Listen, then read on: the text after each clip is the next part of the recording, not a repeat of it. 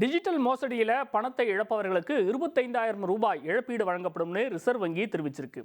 ஒவ்வொரு நாளும் ஆயிரக்கணக்கானவங்க டிஜிட்டல் மோசடிகள்னால பணத்தை பறிகொடுத்து வரக்கூடிய நிலையில் ரிசர்வ் வங்கியின் இந்த அறிவிப்பு ஆறுதலை தரும் விதமாக அமைஞ்சிருக்கு.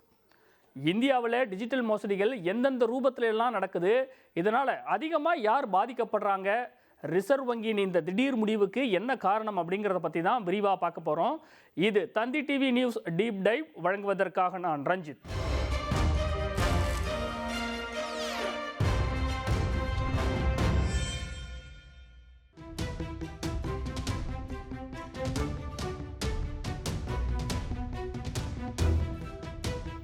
தொழில்நுட்ப வளர்ச்சி காரணமாக மக்களிடையே டிஜிட்டல் பணப்பரிமாற்றம் முன்னெப்போதும் இல்லாத வகையில் மிக அதிகமாக இருக்குது.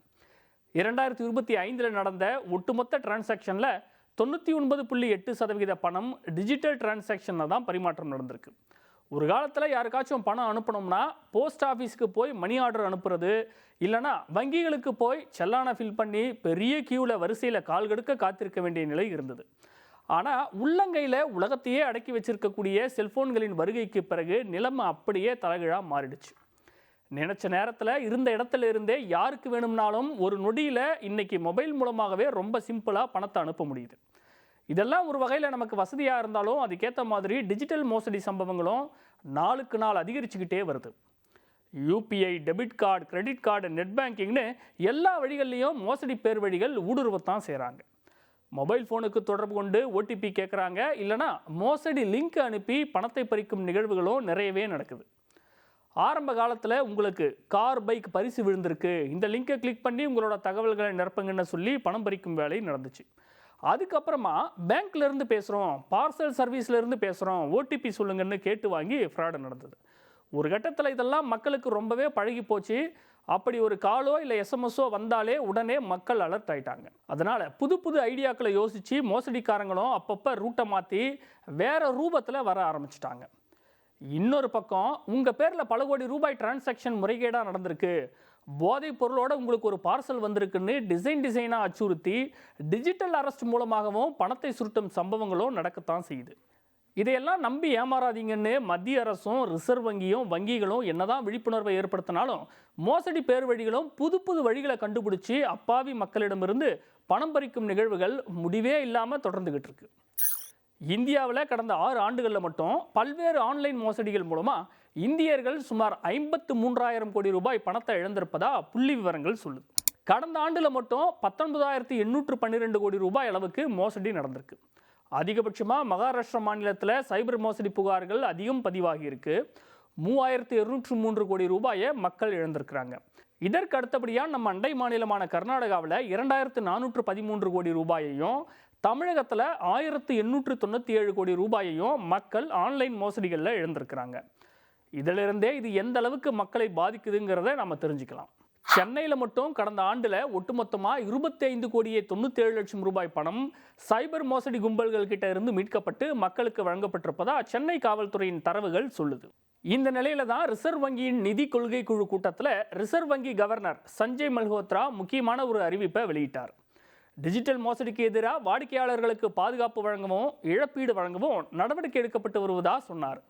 குறிப்பாக குறைந்த மதிப்புள்ள மோசடி பரிவர்த்தனைகளால் பாதிக்கப்படுபவர்களுக்கு 25,000 ரூபாய் வரை இழப்பீடு வழங்குவதற்கான திட்டம் அறிமுகப்படுத்தப்படும்னு அவர் அறிவித்தார். அதாவது குறைந்த மதிப்பு கொண்ட டிஜிட்டல் மோசடிகளுக்கு ஆளாகும் வாடிக்கையாளர்கள் அவர்கள் இழந்த பணத்தின் மதிப்பில் 85% அல்லது அதிகபட்சமாக 25,000 ரூபாய் இரண்டில் எது குறைவோ அது வழங்கப்படும்னு சொல்லப்பட்டிருக்கு. உதாரணமாக ஒருத்தர் டிஜிட்டல் மோசடியில் 50,000 ரூபாய் பணத்தை இழந்துட்டாருன்னு வச்சுப்போம். இதில் 85% 42,500 ரூபாய் வருது. ஆனால் ரிசர்வ் வங்கி நிர்ணயித்திருக்கக்கூடிய இழப்பீடு அதிகபட்சமே 25,000 ரூபாய் தான். அப்படிங்கிறதுனால அவருக்கு 25,000 ரூபாய் இழப்பீடாக கிடைக்கும். இதுவே ஒருத்தர் 20,000 ரூபாயை ஏமாந்து போயிருக்காருன்னு வச்சுக்கிட்டா அதில் 85% என்பது 17,000 ரூபாய் தான் இல்லையா? அதனால் அந்த 17,000 ரூபாய் அவருக்கு கிடைக்கும். ஆன்லைன் மோசடிக்கு ஆளாகக்கூடிய ஒவ்வொருவருக்கும் வாழ்நாளில் ஒரு முறை மட்டுமே இது வழங்கப்படும்னோ மறுமுறை கிடைக்காதுன்னோ ரிசர்வ் வங்கி கவர்னர் தெளிவுபடுத்தி இருக்கார். ஒரு முறை தெரியாமல் ஏமாந்துட்டாங்க, இனியாவது விழிப்புடன் இருக்கணும், இது போல ஏமாறக்கூடாதுன்னு மக்கள் உணரணும், தப்பை சரி செஞ்சுக்கணும். அதே நேரம் ஒரு தவறை ஒரு முறை தான் மன்னிக்க முடியும், அதை ஈடு செய்வதற்கு தான் இழப்பீடும் வழங்கப்பட இருப்பதா சஞ்சய் மல்ஹோத்ரா விளக்கம் கொடுத்திருக்காரு. பொதுவாக மற்றவர்களோட தவறுகள்ல இருந்து ஒருவர் கற்றுக்கணும், இல்லைன்னா கூட குறைந்தபட்சம் தான் செஞ்ச சொந்த தவறுகள்ல இருந்தாச்சும் பாடம் கற்றுக்கொள்ள வேண்டும் அப்படின்னு காரணத்தை சுட்டி காட்டியிருக்கார். டிஜிட்டல் பணப்பரிமாற்றத்தில் சிறிய அளவில் ஏற்படக்கூடிய இழப்புக்கு 25,000 ரூபாய் இழப்பீடு வழங்குவதற்கான வழிமுறைகள் கூடிய சீக்கிரமாக வெளியிடப்பட இருக்கு. இது பற்றி பொதுமக்களின் கருத்துக்கள் கேட்கப்பட்டு விரைவில் நடைமுறைக்கு வரும்னு எதிர்பார்க்கப்படுகிறது. குறிப்பாக டிஜிட்டல் மோசடியை பொறுத்த வரைக்கும் ஏமாறுபவர்களில் பெரும்பாலானவங்க வயதான முதியவர்கள் தான். தொழில்நுட்பம் பற்றின அவேர்னஸ் குறைவு அப்படிங்கிறதுனாலையும் ரொம்ப ஈஸியாக எதையும் நம்பக்கூடியவங்க என்பதனாலையும் ஹேக்கர்களோட முதல் குறி இவங்களாக தான் இருக்குது. ஏன்னா மோசடி செய்கிறவங்க பெரும்பாலும் தொழில்நுட்பத்தை விட உளவியல் ரீதியாகவே ஒருவரை அணுகுறாங்க. உதாரணமாக உங்களோட பேங்க் அக்கௌண்ட்டுக்கு கேஒய்சியை சரிபார்க்கணும், இல்லைன்னா அக்கௌண்ட் முடக்கப்படும்னு வங்கி அதிகாரிகள் மாதிரி பேசுவதோ இல்லை காவல்துறை அதிகாரிகள் போல பேசுவதன் மூலமோ மூத்த குடிமக்கள் தான் பெரும்பாலும் குறிவைக்கப்படுறாங்க. இதுக்கு இன்னொரு முக்கியமான காரணமும் இருக்குது. வயதானவர்கள் ஏமாறும் போது அது அவங்க கிட்ட உணர்வு பூர்வமான தாக்கத்தை ஏற்படுத்துதான். அவமானம், பதட்டம், தன்னம்பிக்கை குறைவுன்னு பல பாதிப்புக்கு உள்ளாகிறாங்க. இதனால பாதிக்கப்பட்டவங்களில் நிறைய பேர் வீட்லேயோ இல்லை நண்பர்கள்கிட்டயோ கூட தனக்கு மோசடி நடந்ததுங்கிற விஷயத்த வெளியே சொல்ல மாட்டாங்க. பல பேர் புகார் கொடுக்க கூட முன் வர்றதில்லை. இதுவும் மோசடி பேர் வழிகளுக்கு ரொம்ப வசதியாக போயிடுது. அதனால டிஜிட்டல் மோசடிகள்ல இருந்து மூத்த குடிமக்களை பாதுகாக்க சில புதிய முறைகளும் நடைமுறைக்கு கொண்டு வரப்படும்னு தெரிவிக்கப்பட்டிருக்கு. மூத்த குடிமக்கள் பண பரிவர்த்தனை செய்யும் போது 1க்கு 2 முறை அவங்களை எச்சரிக்கும் விதமாக ஓடிபி மட்டும் இல்லாமல் கூடுதலாக சரிபார்ப்பு முறைகள் கொண்டு வரப்படும்னு ரிசர்வ் வங்கி கவர்னர் அறிவிச்சிருக்காரு. இது போன்ற புதிய வழிமுறைகள் டிஜிட்டல் பரிவர்த்தனைகளுக்கு மிகப்பெரிய பாதுகாப்பை கொடுக்கும். இந்த புதிய வசதி அனைத்து வாடிக்கையாளர்களுக்கும் பயனுள்ள வகையில் இருக்கும்னு எதிர்பார்க்கப்படுகிறது.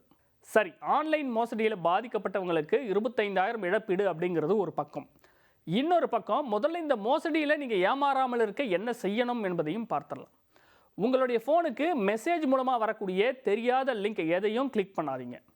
யூபிஐ கணக்கு தொடர்பான விவரங்கள் இல்லைனா ஓடிபியை யார் கேட்டாலும் கொடுக்கவே கூடாது. கூகுள் பிளே ஸ்டோர் அல்லது ஆப்பிள் ஸ்டோரில் இருந்து மட்டுமே அதிகாரப்பூர்வ ஆப்களை டவுன்லோட் செய்யணும். தெரியாத ஆப்பை எக்காரணம் கொண்டும் டவுன்லோட் செய்யவே கூடாது. உங்களோட வங்கி கணக்கின் செயல்பாடுகளை அப்பப்போ நெட் பேங்கிங்கை ஓப்பன் பண்ணி பார்த்து சரிபார்த்துக்கணும். ஏதாச்சும் பண பரிமாற்றத்தில் வித்தியாசம் தெரிஞ்சதுன்னா உடனடியாக வங்கிக்கு அதை பற்றி தகவல் சொல்லணும், இல்லைனா சைபர் கிரைம் ஹெல்ப்லைனுக்கு புகார் பண்ணணும். மொத்தத்தில் என்னதான் அரசு ஆன்லைன் மோசடிகளில் பாதிக்கப்பட்டவங்களுக்கு இழப்பீடு கொடுக்கும் நடைமுறையை கொண்டு வந்தாலும் ஏமாறாமல் இருக்க எந்த நேரமும் விழிப்புணர்வோடு இருக்கிறது மட்டுமே கஷ்டப்பட்டு உழைத்து சேர்த்த உங்கள் பணத்தை பாதுகாக்க ஒரே வழி.